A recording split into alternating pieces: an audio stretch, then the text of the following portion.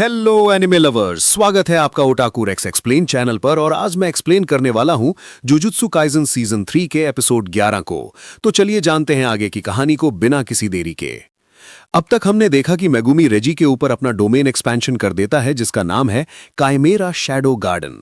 अब डोमेन के guarantee hit effect से बचने के लिए रेजी तुरंत ही हॉलो विकर बास्केट नाम की टेक्निक इस्तेमाल करता है। यह टेक्निक सिंपल डोमेन का ही पुराना वर्जन है, जो कि किसी डोमेन के गारंटी हिट इफेक्ट को कैंसिल कर देती है, यानी कि रेजी पर डोमेन का कोई असर नहीं होगा।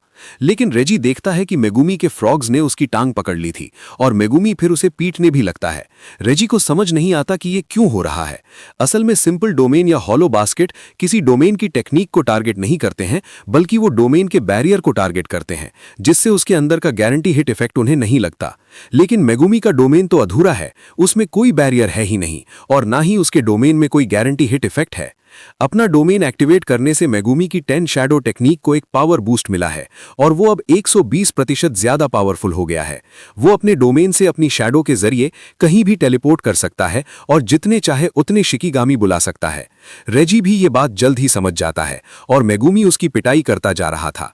वो सोचता है कि इस डोमेन से मेगुमी की पावर बहुत ज्यादा बढ़ गई है, इससे अच्छा तो वो गारंटी हिट इफेक्ट वाला डोमेन ही कर देता। अगर उसने मेरे ऊपर एलिफेंट को पटक दिया तो मेरा खेल खत्म हो जाएगा, पर मैंने भी कोई कच्ची गोलियां नहीं खेली हैं। मेगुमी अब 3 न्यू को समन करता है, लेकिन रेजी 3 कार्स को उनके ऊपर गिरा देता है और वो कार्स भी मेगुमी की शैडो में डूबने लगती हैं। रेजी बोलता है कि मुझे पता था कि मेरे पैरों के नीचे ये शैडो आम नहीं है, मैं कर्स्ड एनर्जी की वजह से इसमें डूबने से खुद को बचा रहा हूं। इस डोमेन की जो शैडो है उसमें मेगुमी कुछ भी रख सकता है, लेकिन एक चीज रेजी को परेशान कर रही थी कि मेगुमी ने ढेर सारे हथियार अपनी शैडो में क्यों नहीं रखे हैं। उसने अब तक सिर्फ एक ही कर्स्ड टूल अपनी शैडो से निकाला था और इससे रेजी समझ गया था कि मेगुमी जिस भी चीज को अपनी शैडो में रखता है उसका वजन मेगुमी को ही सहना पड़ता है। इसीलिए रेजी ने 3 कार्स मेगुमी के डोमेन में गिरा दी हैं, जिनका वजन करीब 2.4 टन होगा और मेगुमी इस वजन तले दब रहा था और एक जगह बैठ गया था। रेजी कहता है कि अब वो अपनी रिसीट से सामान गिराता रहेगा और मेगुमी को उनके वजन के नीचे कुचल देगा। मेगुमी बोलता है कि तुम कुछ भूल नहीं रहे, एक अधूरा डोमेन भी आखिर डोमेन ही होता है, यानी मेगुमी सिर्फ नीचे से ही नहीं बल्कि ऊपर से भी शैडो को समन कर सकता है। मेगुमी अब रेजी के ऊपर मैक्स एलिफेंट को गिरा देता है, जिससे रेजी भी उसके नीचे दब जाता है। मेगुमी बोलता है कि चलो देखते हैं पहले कौन कुचला जाता है। ऐसा कहा जाता है कि एक आम इंसान 6G का फोर्स लेने पर बेहोश हो जाता है, यानी करीब 2.4 टन। मेगुमी का वजन अगर 60 किलो है तो भी उसकी बॉडी पर करीब 40G का लोड पड़ रहा था। वहीं एक नॉर्मल हाथी का वजन 3 से 6 टन होता है। अपने डोमेन की वजह से मेगुमी के बनाए एलिफेंट का वजन भी किसी असली हाथी जितना ही है, जिसके रेजी पर गिरने से उसके पैर में फ्रैक्चर आ गया है। दोनों ही बहुत ज्यादा वजन झेल रहे थे। देखना यह था कि इनमें से पहले कौन कुचला जाएगा। रेजी मन में सोचता है कि मैंने गलती कर दी, अगर मैंने ट्रक वाली पर्ची संभाल के रखी होती तो उनके वजन से मेगुमी जरूर कुचला जाता। मेगुमी ने रेजी पर पानी मार के उसकी कुछ पर्चियां खराब भी कर दी हैं, लेकिन रेजी के पास अब भी एक हुक्म का इक्का है। वो सोचता है कि मैं भी इसकी शैडो में छुप जाता हूं और अपने हुक्म के इक्के को बाहर निकालता हूं। लेकिन रेजी ये भी सोचता है कि मेगुमी अपने डोमेन को खत्म क्यों नहीं कर रहा, मतलब कि जो चीजें उसकी शैडो के अंदर हैं वो डोमेन खत्म होने के बाद भी उसकी शैडो में ही रहेंगी। तो अगर रेजी उसकी शैडो में चला गया तो हमेशा के लिए फंस जाएगा। पता नहीं अंदर वो सांस भी ले पाएगा या नहीं। ये शैडो दिखने में तो पानी जैसी लग रही थी। शैडो के अंदर जाने में बहुत ज्यादा रिस्क है, इसीलिए रेजी अपना हुक्म का इक्का यही निकालेगा। वो अब एक हाथ से एलिफेंट को उठाता है और दूसरे हाथ से अपनी एक पर्ची निकालता है, लेकिन इससे पहले कि वो अपनी पर्ची को एक्टिवेट कर पाए, एलिफेंट का वजन उससे झेला नहीं जाता और वो नीचे शैडो में जा गिरता है। रेजी बस अंधकार में गिरता ही जा रहा था, अंदर उसे सांस भी नहीं आ रही थी, जिससे वो बेहोश होने लगता है। इधर मेगुमी की हालत भी खराब हो रही थी। एक बार उसे ये कंफर्म हो जाए कि रेजी मर चुका है तो वो अपने डोमेन को हटा देगा और उसकी शैडो में जितना सामान पड़ा है उन्हें भी बाहर निकाल फेंकेगा। लेकिन अचानक ही एक कार उसकी शैडो से बाहर आ जाती है और वो अपने साथ रेजी को ही बाहर ले आई थी। रेजी बताता है कि वो जिस भी सामान को क्रिएट करता है वो अपनी कमांड पूरी होने के बाद गायब हो जाते हैं, लेकिन तीनों कार्स को उसने कोई कमांड दी ही नहीं थी, क्योंकि उसे मेगुमी पर वजन डालना था, यानी कि वो इन कार्स को अब भी एक ऑर्डर दे सकता था। तो रेजी ने एक कार को ऑर्डर दिया कि अपने साथ मुझे भी ऊपर ले चलो। ऐसा करने पर मेगुमी से एक कार का वजन कम हो गया है, लेकिन रेजी जिंदा वापस आ गया। रेजी अब मेगुमी से कहता है कि तुम स्ट्रांग हो, लेकिन मैं तुमसे भी ज्यादा स्ट्रांग हूं। इतना कहकर वो अपनी हुक्म के इक्के वाली पर्ची बाहर निकालता है, जो कि असल में एक 2 मंजिला घर की रिसीट थी। इससे एक 30 टन का घर मेगुमी के डोमेन में गिरने लगता है, जिसके वजन से तो मेगुमी 100% कुचला जाएगा। लेकिन मेगुमी तभी अपनी शैडो में छुपकर अपने डोमेन को हटा देता है, जिससे वो घर जिम के फ्लोर को तोड़ देता है और ये दोनों नीचे वाले फ्लोर के स्विमिंग पूल में जा गिरते हैं। मेगुमी ने रेजी को पीछे से पकड़ लिया था और क्योंकि मेगुमी पर उन 2 कार्स का वजन अब भी है तो रेजी भी उसके साथ डूब रहा था। रेजी अब उन दोनों कार्स को कैंसिल कर देता है, जिससे दोनों पानी के बाहर आ जाते हैं। मेगुमी रेजी से कहता है कि अब तुम्हारी सारी पर्चियां पानी में भीगकर बेकार हो गई हैं। रेजी बोलता है कि तो क्या हुआ, तेरी भी तो वाट लग गई ना मामू, तुम अब अपने शिकिगामी भी समन नहीं कर सकते और मुझे खतरा सिर्फ तुम्हारे डिवाइन डॉग से है, उसके अलावा तुम्हारा कोई शिकिगामी मेरा कुछ नहीं बिगाड़ सकता। ये दोनों अब एक दूसरे के करीब जाकर हैंड टू हैंड फाइट करने लगते हैं। फाइट के बीच में ही मेगुमी डिवाइन डॉग को समन करता है, जो रेजी के कंधे पर काट लेता है और लड़ाई रेजी हार जाता है। मेगुमी कहता है कि डिवाइन डॉग इतना कमजोर नहीं है कि मैं उसे दोबारा न बुला सकूं। रेजी कहता है कि जादूगर झूठ पर ही जिंदा रहते हैं। रेजी जान गया था कि मेगुमी इस जिम में ऐसे ही भागकर नहीं आया था, बल्कि सब कुछ उसका सोचा समझा प्लान था। रेजी को लगा नहीं था कि वो एक नए जमाने के सॉर्सरर से हार जाएगा। मेगुमी बोलता है कि अगर मैं भागना भी चाहता तो नुए मुझे ज्यादा दूर तक नहीं ले जा सकता था।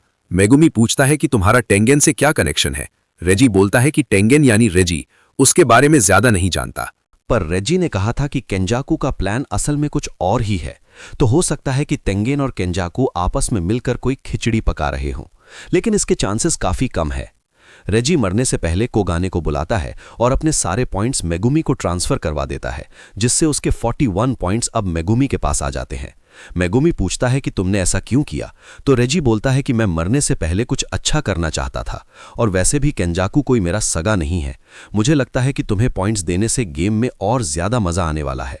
तुमने मुझे मारा है तो देखते हैं कि किस्मत तुम्हारे साथ क्या खेल खेलती है। थोड़ी देर बाद रेजी की डेथ हो जाती है और क्योंकि मेगुमी ने उसे एलिमिनेट किया है तो उसके 5 पॉइंट्स और मेगुमी को मिल जाते हैं।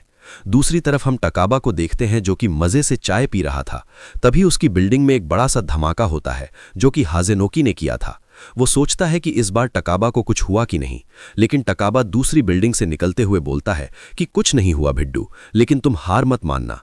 ये देख हाजेनोकी और ज्यादा इरिटेट हो जाता है, क्योंकि वो कब से टकाबा को मारने की कोशिश कर रहा है, लेकिन टकाबा को एक खरोच भी नहीं आई थी, बल्कि उसकी पहले की चोट भी ठीक हो गई थी।